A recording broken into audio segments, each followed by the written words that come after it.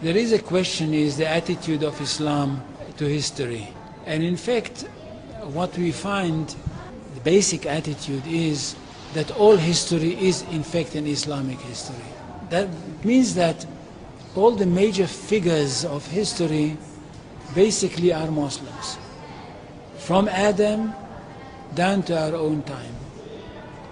So if the Jews or the Christians are demanding something and basing it on the fact that there was a king called Solomon, or a king called David, or a prophet called Moses, or Jesus, then of course what they are doing, they are saying something which is not true, or in fact they don't know that all these figures were basically Muslim figures.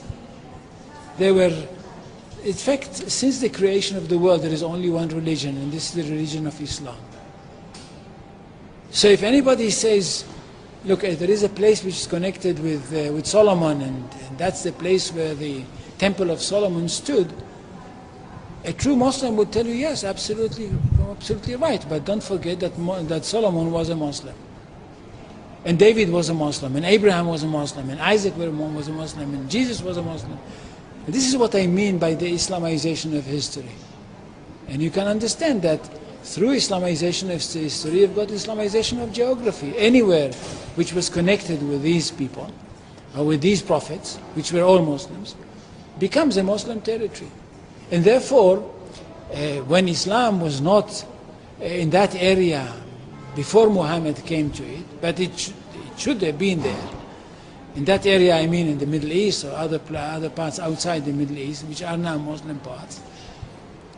Any place like this had to be freed, not to be conquered, had to be liberated. So Islam appeared in history in the time of Muhammad, or reappeared in history from their point of view, reappeared in history as a liberator. And therefore there is no Islamic occupation.